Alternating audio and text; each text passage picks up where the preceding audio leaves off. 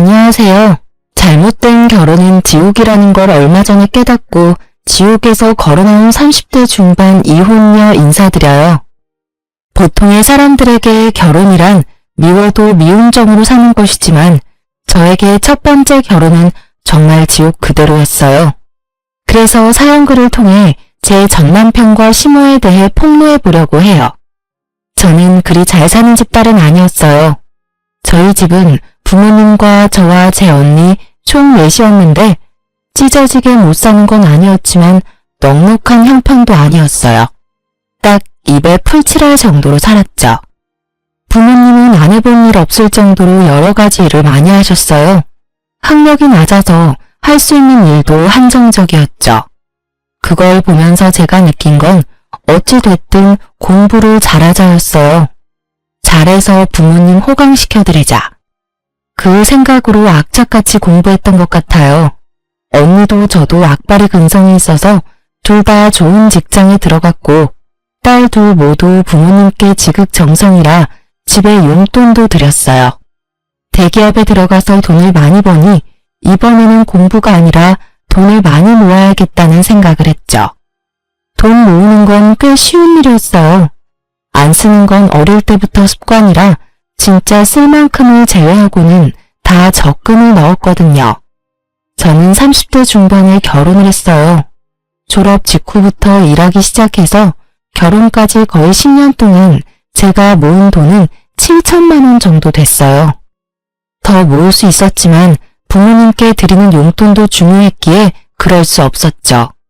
그 돈을 들고 결혼할 때도 친정에서는 도움을 주지 못했어요.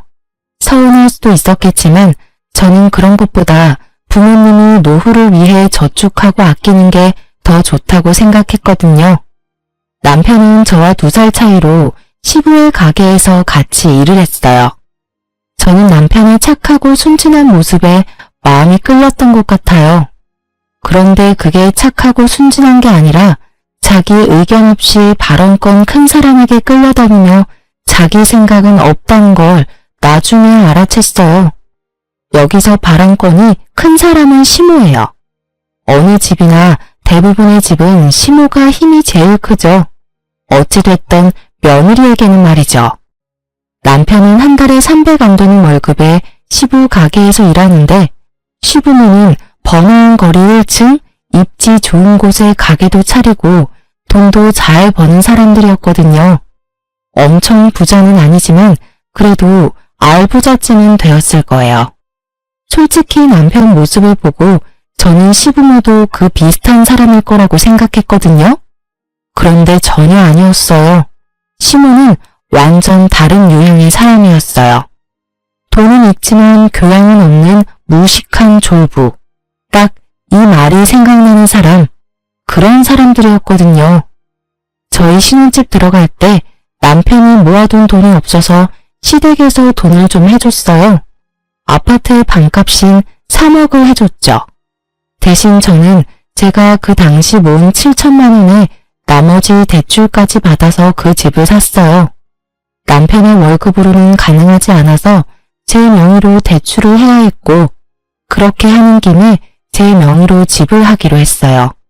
결국 남편은 아무런 도움이 되지는 못했죠. 그래도 시댁이 도와준 건 무척 다행이라고 생각해요. 물론 그 생각은 곧 사라졌지만요. 시모는 그 3억을 인질로 삼았어요. 자기 뜻대로 하지 않을 때는 그 3억을 들먹였어요. 저의 신혼집인데 제 집이 아닌 것 같은 기분이었어요. 그리고 시모에 대한 짜증으로 점점 더 스트레스를 받기 시작했어요. 결혼 후 3년차 됐을 때 그 스트레스는 완전 최고점을 찍었어요. 그리고 이혼에 대해 진지하게 생각하게 된 건 결혼 3년차 친정 어머니의 생일날이었어요. 보통 부모님 생신에 남편과 함께 부모님 댁에 가거나 부모님과 식사를 하잖아요. 그래서 저희도 그렇게 예약을 해뒀어요. 언니네 가족과 저희 가족, 그리고 부모님을 모시고 맛있는 코스 요리집에 가기로 했거든요. 그렇게 장소며 시간이며 다 정해놨는데 그날 아침에 시모에게 전화가 왔어요. 예, 오늘 우리 집에 좀 오거라. 오늘 손님 오기로 했는데 네가 와서 좀 거들어야겠다. 그 말에 저는 당황했어요. 약속이 잡혀있는데 갑자기 나오라고 하니 당연히 당황할 수밖에요. 어머님, 죄송한데 저희 오늘 약속이 있어요. 벌써 한 달 전에 잡아놓은 약속인데 그 애한테 못 들으셨어요? 저희 친정어머니 생신이라서 식사하러 가기로 했거든요. 그러면 약속을 좀 미루던지 네가 좀 늦게 가면 되지 않니? 오늘 오시는 분도 겨우 시간이 돼서 여기 온 건데 너는 이 집 며느리가 돼서는 어째서 친정만 신경 써? 쥐뿔도 없는 친정에 신경 쓰느라 시댁은 아주 뒷전이네. 그 말에 화가 확 났지만 일단 참았어요. 손님한테는 죄송하지만 남편이 아무 말도 없었어요. 손님 온다고 했으면 제가 시간을 빼놨을 텐데요. 그래서 결국은 못 오겠다 이거니? 정말 기분 나쁘네. 너 시집을 왔으면 친정보다는 시댁이 우선이야. 너희 집 행사가 아무리 중요해도 시댁 행사보다 중요한 법은 없어. 왜 이런 애를 며느리로 들여가지고. 결국은 항상 듣던 말로 마무리했죠. 저는 전화를 끊고 남편에게 물었어요. 손님 오는 거 알았냐고요. 그랬더니 남편은 자기도 모르는 일이라고 하더군요. 약속을 하고 온 게 아니라 이곳에 온 김에 약속을 잡은 것 같더라고요. 솔직히 나중에 잡힌 약속이라도 그게 중요하다면 앞에 잡은 약속을 깰 수도 있다고 생각은 해요. 그렇지만 그 손님은 친인척도 아닌 시모의 지인일 뿐이었고 친정 어머니의 생일은 당연히 중요할 수밖에 없잖아요. 그래도 시모가 떽떽거리는 게 신경 쓰여서 남편에게 시댁에 가서 좀 거들어드리라고 했어요. 남편은 가기 싫어했지만 시모 성격을 알고 있으니 결국 제 발로 가더군요. 그렇게 생일을 치르고 집에 돌아와 이틀이 지났을 무렵이었어요. 주말이었는데 시모가 찾아왔더군요. 무슨 일로 찾아왔나 싶었는데 들어오면서 이미 기분 나쁜 티를 팍팍 내고 있더군요. 어머님, 어쩐 일로 주말 아침 일찍부터 오셨어요?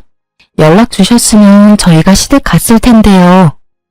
너 시댁 오는 거 싫어하지 않니? 이틀 전에도 그렇게 시댁 오라고 했는데 친정이 홀랑 가버리고. 아, 그건 그때도 말씀드렸다시피 생일이 있어서. 됐다. 내가 너희 친정 일에 그리 자세히 알 바 없지 않니? 이야기하지 마. 그냥 내가 빌려준 돈 3억 나한테 돌려줘. 너 하는 거 보니까 내가 그거 빌려준 게 너무 아까워서 그런다. 이럴 줄 알았으면 그 돈 안 빌려주는 건데 괜히 빌려줘서는 며느리한테 무시당하는데 돈이라도 받아야 되지 않겠니? 어머님, 저 혼자 사는 집 아니고 남편도 같이 사는 집이에요. 남편 대신에 어머님 저희 집 사라고 돈 빌려주신 건 감사하게 생각해요. 그 돈도 여력이 되면 갚으려고 저희도 계획하고 있어요. 그리고 저는 어머님 무시한 적 없어요. 어머님이 뭘 어떻게 느끼셨는지는 모르겠지만 친정어머니 생신날에 시댁 못 갔다는 게 그렇게 화가 나실 일인지는 모르겠어요. 어머님도 친정어머니 생신 겹쳤다고 시댁 제사인데도 친정에 가시잖아요. 저한테 제사 맡겨두시고. 그 말에 시모 얼굴이 순식간에 벌겋게 달아올랐어요. 저는 본 그대로 말했을 뿐이었어요. 물론 여태껏 아무도 지적하지 않았던 걸 지적했을 뿐이죠. 세상에서 제일 치사한 게 음식 갖고 장난치는 거랑 부모님 욕되게 하는 거 아니겠어요? 그래서 저도 그대로 돌려드렸죠. 그랬더니 시모가 완전 발광을 하더군요. 야, 너 뭐라고 했어? 그래서 내가 친정 간다고 너 나한테 뭐라고 하는 거니? 와, 남의 약점 잡아서 사람 무안 주니까 기분 좋니? 기분 좋을 리가 있겠어요? 저도 영원히 말하지 않고 끝내고 싶었는데 어머님이 제가 친정 간 일로 그렇게 말씀하시니까요. 제가 어머님을 무시한 적 없다는 걸 알려드리고 싶어서 말씀드렸어요. 그리고 매번 빌려주신 돈 3억을 인질로 잡으시는데 그러지 말고 이 집 팔고 다른 곳으로 이사 갈게요.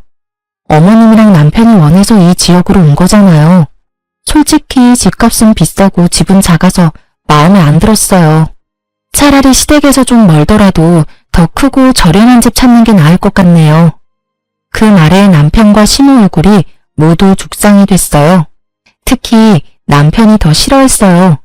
제 이야기가 나오자마자 시모를 데리고 밖으로 나가더군요. 엄마, 제발 그만 좀 해. 빌려줬으면 그냥 관심 끊고 있어.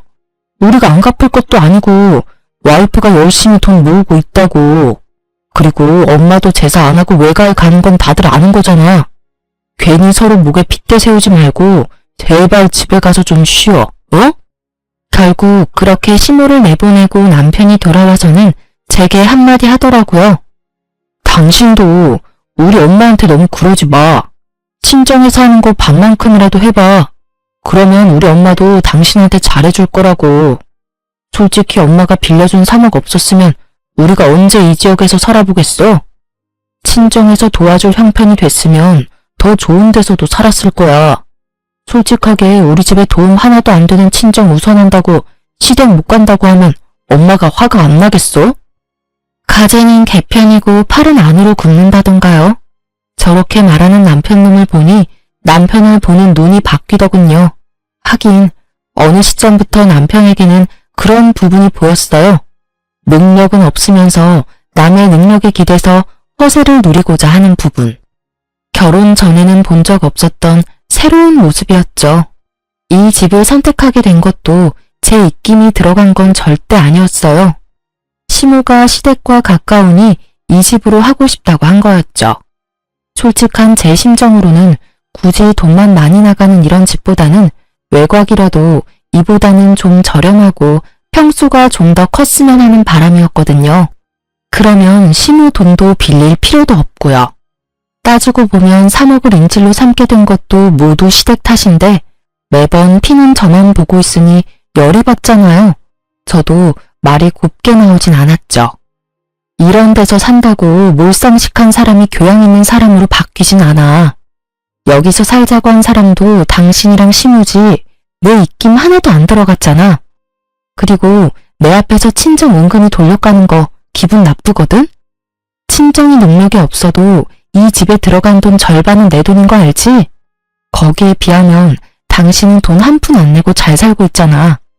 부모님이 돈 내도록 만들어서 결국 그 탓에 매번 문제 생길 때마다 3억 인질 잡혀서 나 스트레스 받게 만든 것도 짜증나는데 말 함부로 하지 말고 가려서 하라고. 제 말에 남편이 뚱한 얼굴로 입을 닫아버렸어요. 자기도 자존심이 있으니 제 말에 기분이 나빴을지도 모르죠.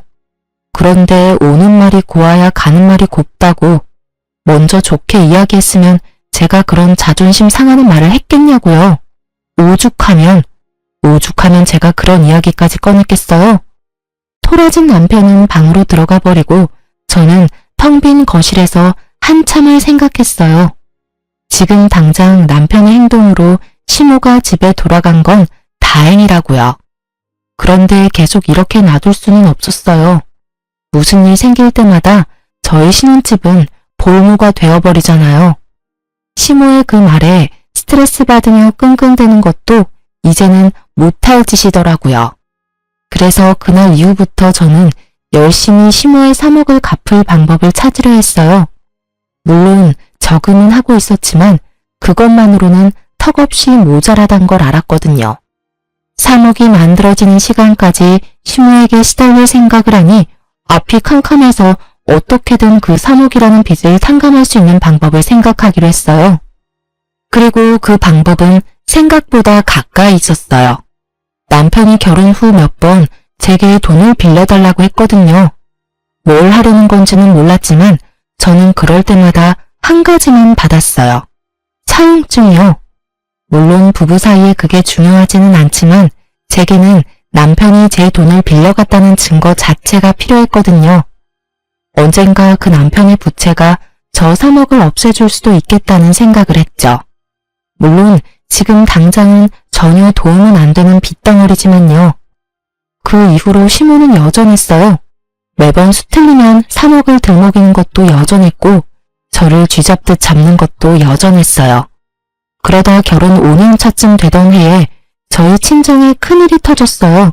바로 언니의 투병 소식이요. 언니는 저와 나이 차이가 꽤 났어요. 하지만 그 덕분인지 저는 엄마보다는 언니 밑에서 자란 것처럼 그렇게 언니 바라기로 컸거든요. 그만큼 언니는 제게 의미가 큰 사람이었고 부모님만큼 중요한 사람이었어요. 대학 갈 형편이 안 되는 저희 집에서 저를 대학에 보내도록 해준 게 저희 언니였으니까요. 그 은혜는 진짜 말로 할 수 없을 만큼 크다고 생각해요. 친정 엄마에게 언니의 심장이 안 좋고 이식을 해야 할지도 모른다는 이야기를 들었을 때 다음날 당장 병원으로 달려가 적합한지 검사까지 받았어요. 그리고 정말 다행스럽게도 저는 적합하다는 판정을 받았어요. 제가 이식을 해주겠다고 했더니 언니가 먼저 말리더라고요. 너 아직 애도 안 낳았어.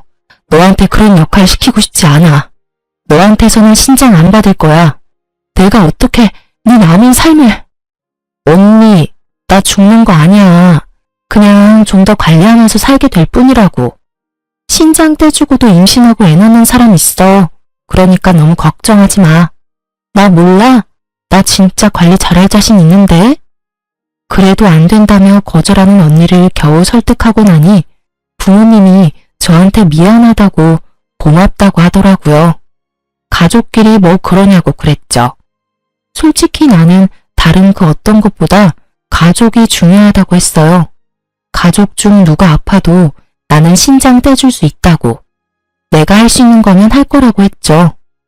부모님은 미안한지 내내 눈물만 훔치고 저는 공여자가 된다는 게 무섭기도 했지만 그보다 언니를 더 이상 보지 못할 수도 있다는 게 더 무서웠거든요. 어릴 때는 자매가 아니라 엄마처럼 알고 컸고 커서는 자매가 아니라 친구처럼 지냈어요. 그만큼 저에 대해 많이 알고 언니에 대해 많이 아는 저였으니까요. 그리고 그날 저녁에 저는 돌아와서 남편에게 이야기했어요. 우리 언니 신장이 안 좋아서 이식받아야 한대. 그래서 내가 해주기로 했어. 수술 날짜 잡히면 이야기해줄게. 뭐? 당신이 이식을 왜 해줘? 남편이 깜짝 놀라더군요. 그럴 수 있다고 생각했어요. 남편에게 말했죠. 언니가 나한테 어떤 사람인지 내가 연애할 때도 많이 말해줬잖아. 바쁜 친정엄마 대신 날 키워준 게 우리 언니야. 언니 아플 때 못 본 척하는 사람 되고 싶지 않아. 잠깐 기다려봐. 제 말에 남편이 다급히 제 말을 끊고는 어디론가 전화를 걸었어요. 스피커폰으로 전화를 하는 게 보이는데 시무였죠. 왜 갑자기 시무한테 전화를 하나 싶었죠. 시무가 전화를 받자 남편이 완전 폭발하더라고요. 엄마, 지금 큰일 났어. 와이프 처형한테 신장 한쪽 주기로 했대. 뭐? 그게 무슨 소리야? 당장 며느리 바꿔봐. 스피커로 듣고 있으니까 엄마가 설득 좀 해줘. 갑자기 무슨 신장이식인지. 저는 남편이 저를 생각해서 제가 신장이식 공여자가 되는 걸 싫어하는 줄 알았어요.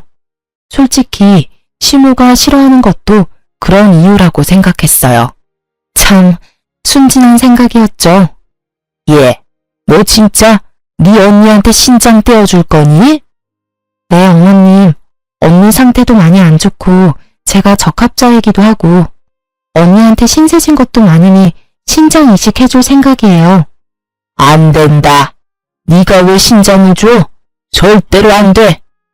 어머님, 제 걱정은 하지 마세요. 수술이 어렵긴 하지만 교수님도 실력 있으신 분이고 관리만 잘하면 괜찮다고 하셨거든요. 누가 네 몸 걱정해서 이런 말 하니?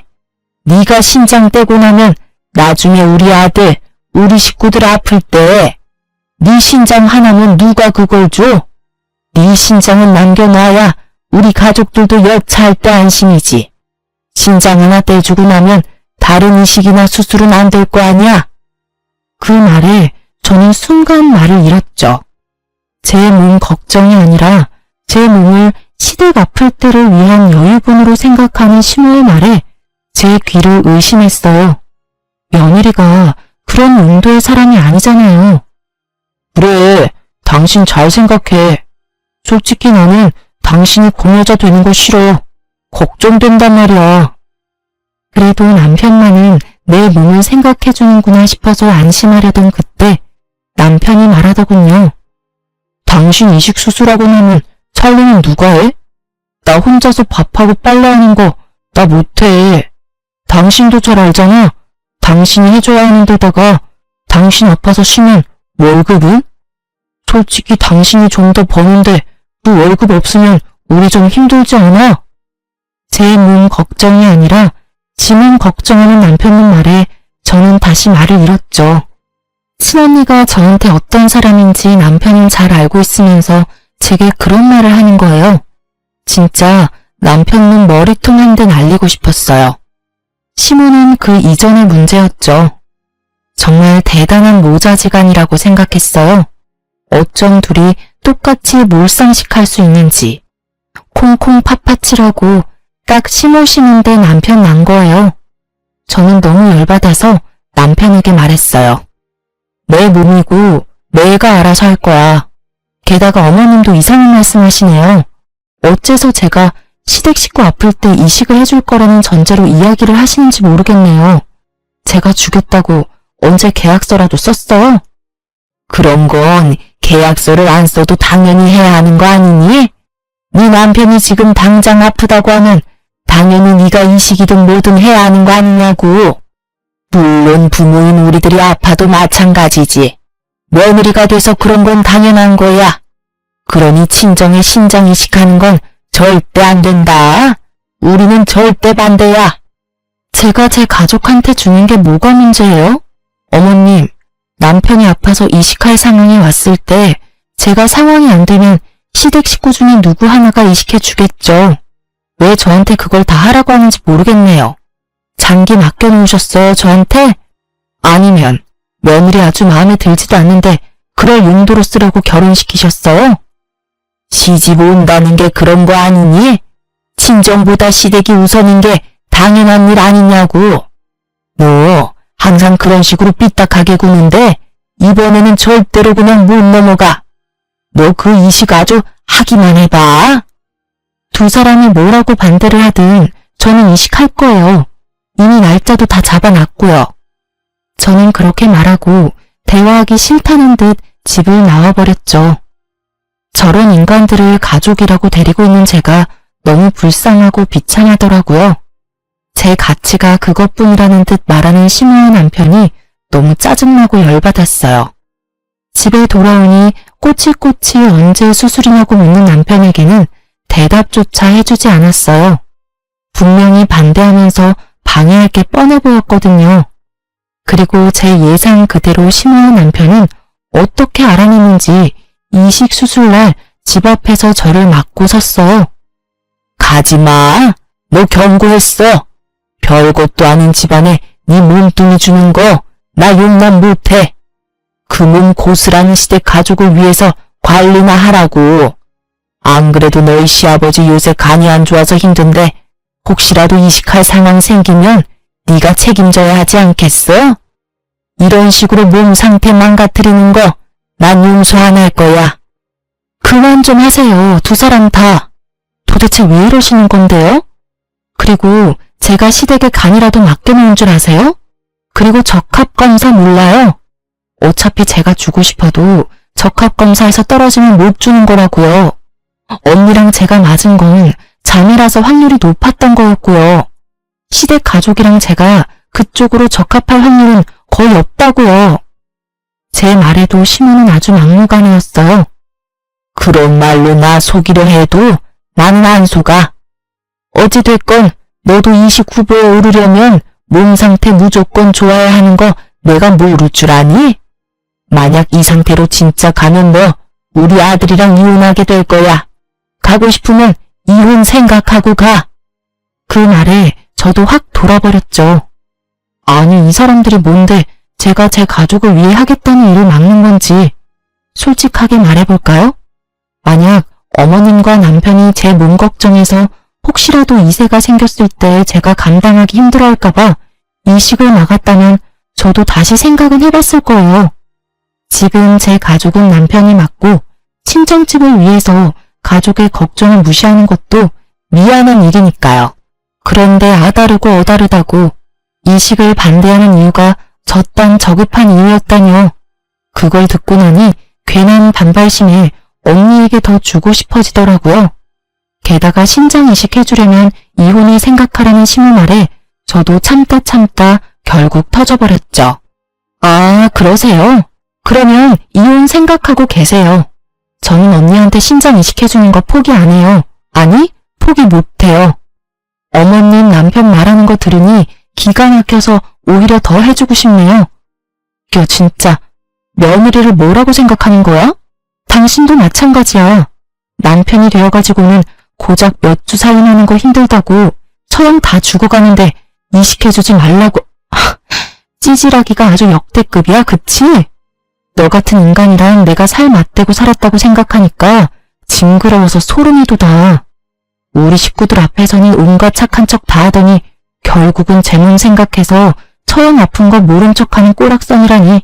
비켜! 결국은 남편과 시모를 놔두고 빡 돌아버린 저는 거칠게 현관문을 열고 밖으로 나갔어요. 뒤에서 시모가 고래고래 고함을 질러대더군요. 오냐! 누가 후회 하나 두고 보자! 너 신장 하나 주고 얼마나 잘 살 수 있겠어?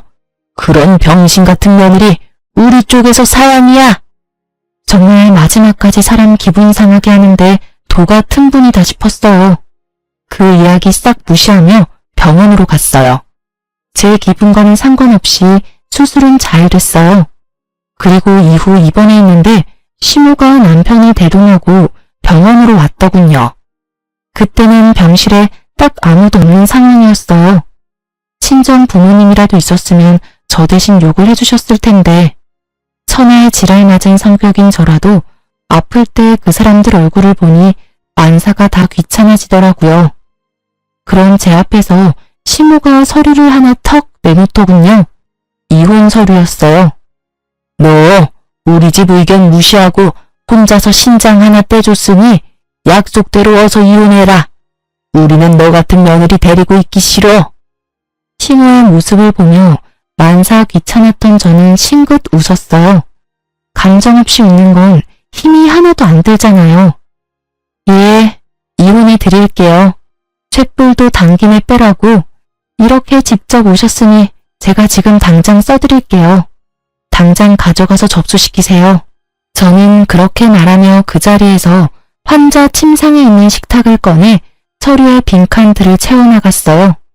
아주 흔쾌히 서류를 작성하는 제 모습을 보던 시모는 그 모습마저도 마음에 안 들었는지 저한테 한마디 더 붙이더라고요. 그리고 너희 신혼집에 넣어준 돈 3억 당장 갚아. 너한테 그런 돈 투자했다는 거 생각하니까 억울해 죽겠어. 그 돈으로 재테크를 했으면 돈을 더 벌었겠지. 되지도 않은 며느리 도와주려다가 뒤통수나 맞고 세상에 이런 불쌍한 시어머니가 어딨어? 아, 그 돈 3억요. 그중에 1억은 아드님한테 받으세요. 2억은 집 팔고 나서 제 돈으로 드릴게요. 제 말에 시모가 눈을 꿈뻑꿈뻑 하더군요. 그게 무슨 소리야? 우리 아들이 왜 나한테 1억을 줘? 그 집이 네 명이고 3억을 내가 줬고 우리 아들은 돈 한 푼 안 냈는데. 아, 아드님이 이야기 안 하셨나 보네요. 당신 어머님한테도 이야기 안 했어? 그런 말을 안 하면 곤란하지. 이제 두 사람 재산 정확하게 갈라야 하는데 이런 다툼의 여지를 남겨두면 일이 좀 커지잖아. 제 말에 남편은 꿀먹은 벙어리가 됐어요. 기세 좋게 시모 앞세워 들어올 때는 그런 생각 들지도 않았나 보죠. 당신 집 담보로 돈 1억 빌려갔잖아. 그거 빌려가서 코인하다가 망해서 다 날렸고. 어차피 지금 당장 돈 없지? 그치만 부부끼리 빌린 돈이고. 부부끼리 빌린 돈이라도 차용증은 썼잖아. 그리고 당신이 내 돈 빌려간 건 사실이고 나는 그거 갚으라고 이야기했어. 그거 갚기 싫으면 당신이 어머님 설득해. 그 빚 제한한 조건으로 2억만 받아가시라고. 그럼 딱 되잖아. 눈앞에서 받아야 할 돈이 3억이 2억으로 바뀌니 시모가 화가 나서 버럭거리더군요. 야, 이 망할년이 너 뭔데 우리 아들을 빚진 사람 취급해? 그리고 남편이랑 같이 벌어서 돈 쓰면서 무슨 빌려주고 말고야. 부부끼리 쓴 돈은 부부끼리 알아서 하는 거고, 시어머니한테 빌린 돈은 당연히 갚아야 하는 게 맞는 거지. 부부끼리 번 돈을 그렇게 썼다고 하면 저도 별말 안 해요. 그런데 남편은 저한테 생활비 한 푼 준 적이 없거든요. 제가 돈 많이 번다는 이유로 저한테 다 맡겨서요. 생활비도 집 살 때 대출한 금액도 모두요. 남편이 이 집에 기여한 돈은 한 푼도 없어요. 그러니까 저는 남편에게 제 돈을 빌려줬고요. 애초에 합친 재산이 없는데 뭘 당연히 둘이 갚는다는 거예요? 제 말에 시모 얼굴이 벌겋게 달아오르더라고요. 하긴 아들 욕하는 거 들으니 열이 받았겠죠. 근데 사실인 걸 어떡해요? 거짓말을 할 수도 없고. 아무리 마음이 아프고 속이 쓰려도 진실이 뭔지는 알아야 하잖아요.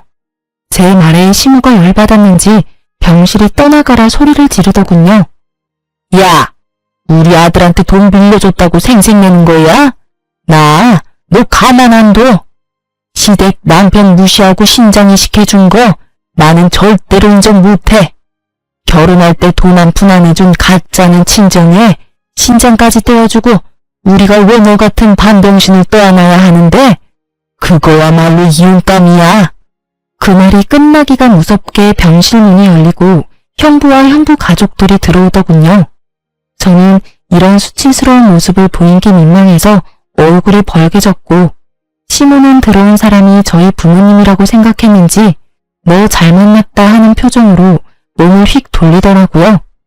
그런데 들어온 형부 가족을 보는 시모가 너무 당황한 모습인 거예요. 이 사람이 왜 이러나 싶었는데 시모가 그러더라고요. 아니, 김 사장님이 여기는 어떻게? 보기 드물게 겸손하고 예의 바른 시모 모습에 저도 놀랐죠. 근데 남편도 똑같이 인사를 하더라고요. 두 사람 모두, 아니 저까지 세 사람 모두 어리둥절한 표정이었죠. 병원에 왜 왔겠습니까? 아픈 사람 병문안 왔죠. 저희 며느리 구해준 은인 보러 왔는데 여기서 보게 될 줄은 몰랐네요. 며느리요? 설마? 예, 사돈 처녀가 우리 며느리 목숨 구해주는 아주 고귀한 일을 해서 내가 살해하려고 왔습니다. 그런데 그런 힘든 일을 하고도 이혼을 당하게 된 걸 보니 제가 너무 미안한 마음이 들어서 안 되겠네요. 이번에는 가게임대 연장 안 하는 걸로 하겠습니다. 정 사장님도 껄끄럽지 않겠어요? 그렇게 욕을 하며 이혼까지 하게 만든 원인이 저희 집 며느리인데 그런 건물에 계속 있는 게 마음 불편하시겠죠. 알고 보니 형부의 아버님이 가지고 계신 건물 1층에서 시부모가 가게를 하는 거였더라고요. 솔직히 저도 사돈 어른이 어디서 뭐하는 사람인지 몰랐고 알 필요도 없었으니까요. 건물 하나 갖고 있다는 이야기만 들었지 그게 저희 시부모가 일하는 건물일 줄은 몰랐던 거죠. 김 사장님, 그런 거 아니에요. 그런 걸 이유로 계약을 연장 안 해주면 저희는 어떻게 해요? 지금 당장 갈 곳도 없는데. 계약 종료까지는 4개월 남아있으니 그때까지 가게 빼시면 됩니다. 그리고 사돈 처녀하고 이야기 다 끝났으면 나가주시겠습니까? 제가 사돈 처녀한테 살해를 해야 하거든요. 그리 좋은 일을 하고도 이혼 서류를 받는 걸 보니 내가 더 좋은 걸 줘야겠다 싶은 마음이 드네요. 시모와 남편은 건물주의 가시돋친 말에 후다닥 밖으로 나가버리더군요. 솔직히 너무 갑작스러운 일이라 기분 좋고 뭐고 그런 거 느낄 새도 없었어요. 알고 보니 형부가 이미 다 알고 있었더라고요. 저희 시댁에서 제가 신장 이식하는 거 싫어하는 걸요. 그것도 시댁을 위해서 하지 말라고 했다는 것까지요. 형부도 시댁에서 제 몸 생각해서 충분히 그럴 수 있다면서 저에게 끝까지 이식하지 말라고 했었거든요. 그런데 제가 진실을 이야기해줬죠. 그 이야기 듣고 형부의 벙찐 얼굴을 보니 민망하기도 하고 웃기기도 하고 그랬어요. 다른 사람들이 보기에는 정말 비정상적인 시모한 남편이구나 싶었거든요. 결국 형부도 엄청 화내줬어요. 사돈 처녀, 너무 고맙네. 우리 손주가 4대 독자야.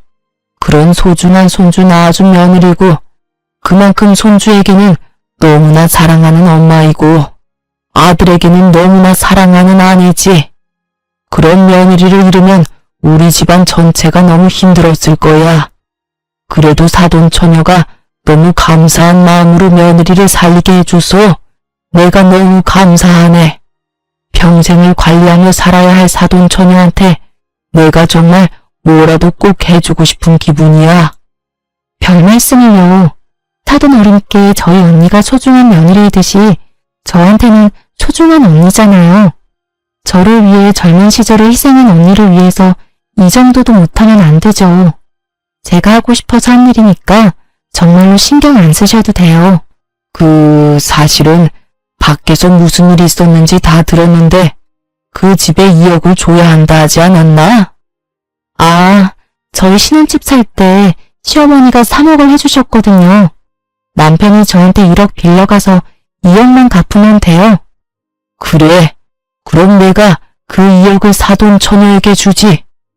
그렇게 큰 돈은 받을 수 없어요. 돈 받으려고 한 일도 아니고. 그건 내가 잘 알지. 그렇지만 사돈처녀가 지금 곤란한 것도 잘 알지. 지금 그 집 팔면 손해야. 그러니 내가 2억을 줄 테니 그걸로 그 시댁이나 얼른 떼어버려. 인간 안 되는 사람들이야. 어떻게 신장이식 해준 며느리한테 그런 막말을 해. 그런 사람들하고 같이 있을 필요가 없어. 부동산으로 성공한 사람이 그리 말하니 괜히 신뢰도가 확 올라가더군요. 그리고 형부도 제게 그 돈 꼭 받아달라고 신장 이식 때문에 주는 게 아니라 이식을 안 해줬더라도 처제가 힘들다고 했으면 빌려줬을 돈이라고 하더군요. 그래서 저는 감사하게 그 돈을 받았어요. 그리고 며칠간 조리를 하고 퇴원했어요. 집에 갔더니 남편놈과 시모, 시부까지 싹 다 모여있더군요. 여기서 뭐 하세요? 어머님한테 어제 2억 붙여서 저희 이미 계산 다 끝난 걸로 아는데 무슨 할 이야기 더 남으셨어요? 제 말에 시모가 아닌 시부가 답하더군요. 아가, 너희 시어머니가 너한테 무슨 짓 했는지 내가 다 들었어. 나는 정말로 그 옆에 내가 그런 짓 할 거라는 거 생각도 못했어. 일하느라 바빠서 집안일은 다 맡겨놔서 잘한다고 생각했지. 설마 너한테 그런 짓을 할 줄은 정말 미안하다. 당신도 어서 사과해. 내가 왜 사과를 해요? 내가 못할 말한 것도 아닌데. 당신도 여기 와서 며느리한테 이러는 거 부끄럽지도 않아요? 다른 데 가서 장사 잘하면 되지 굳이 왜 거기서 해야 되는데요? 왜 가게 입지 때문에 내가 며느리한테 사과까지 해야 하냐고요? 딱 보니 견적 나오더군요. 시부는 건물주의 계약 연장 불가 통보를 받고 화가 나고 당황해서 제게 찾아와 그걸 좀 어떻게 해달라고 제게 부탁이라도 해볼 심산으로 온 거였더라고요. 그런데 시모는 자기들이 번 돈이 얼만데 다른 데 가서 해도 그만큼 버니 굳이 며느리한테 사과할 필요 없다는 생각인 거고요. 당신 진짜 이동한다고 다 잘 된다는 보장이 어딨어? 애초에 당신이 며느리한테 그런 짓만 안 했어도 우리한테 문제가 생길 일은 없지. 여기 입지가 얼마나 중요한 곳인데 장사의 장자도 모르면 당신이 뭘 한다고 이 난리야? 여기서 이러시지 마세요. 저는 어머님한테 돈 2억 드렸고 여기는 이제 제 집이에요. 그러니까 초대 안 한 분들 다 나가시고요. 특히 당신 당장 짐 싸서 시댁으로 가. 꼴도 보기 싫으니까. 버럭하는 제 목소리에 남편과 시부모는 결국 제 집에서 나갔어요. 제가 사과를 받아주던 받아주지 않던 사돈어른께서는 계약 연장 절대 안 된다고 말씀하셨으니 그 부분은 본인들이 책임져야 하는 거잖아요. 제가 부탁한다면 들어는 주시겠지만 제가 왜 그런 부탁을 해요? 그 사람들 뭐가 좋아서요? 결국 그렇게 저는 이혼하고 자유의 몸이 되었죠. 하지만 그것도 정말 잠시였어요. 형부가 혼자 사는 저에게 친구를 소개시켜줬거든요. 처음에는 정말로 제 건강을 위해서 소개시켜준 사람이었어요. 괜찮다고 하는데도 형부는 제 몸 건강을 엄청 신경 썼거든요. 그러면서 친구 중에 의사가 있는데 그 친구가 잘 봐줄 거라며 소개해줬어요. 저는 정말 남녀로 만난 게 아니라 의사와 환자로 만났는데 결국은 만난 지 2년 안 되는 시점에 재혼까지 하게 되었어요. 저희가 결혼할 때 형부가 더 좋아해줬어요. 그 정도로 형부가 저희 둘을 신경 많이 썼다는 증거겠죠. 그렇게 재혼하고 몇 년 안 돼서 친정아버지를 데리고 남편 병원에서 진료를 보려고 기다리고 있었어요.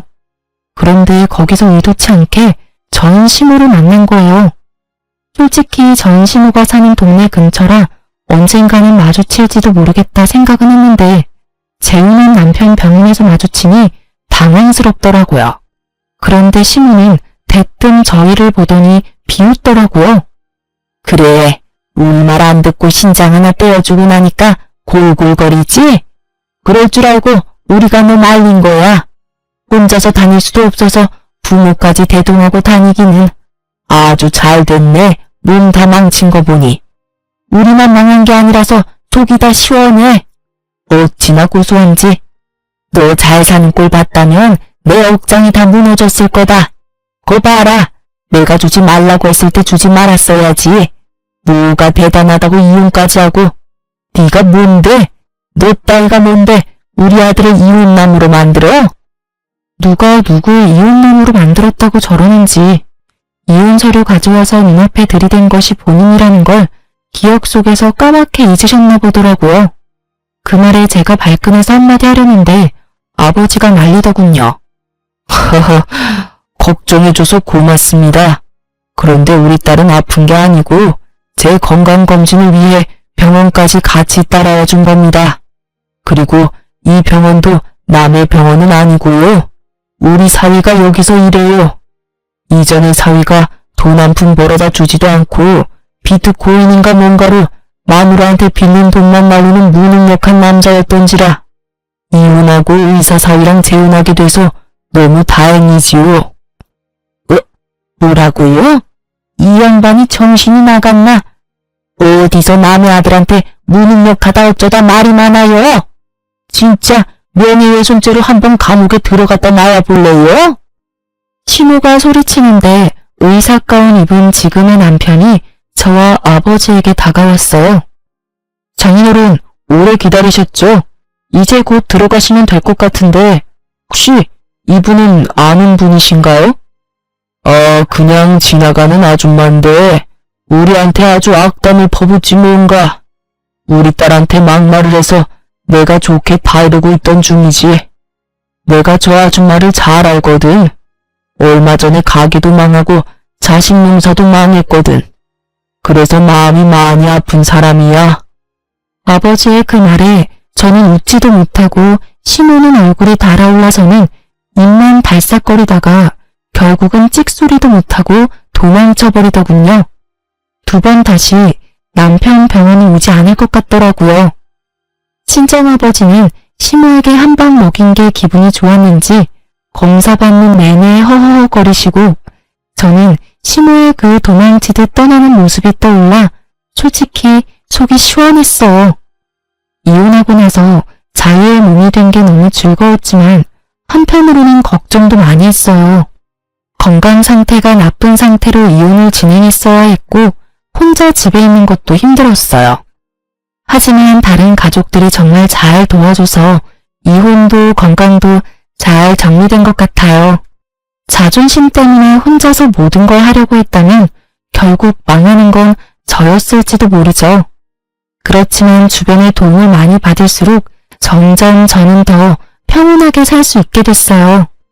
지금의 남편과 언니, 형부에게 너무 고마워요.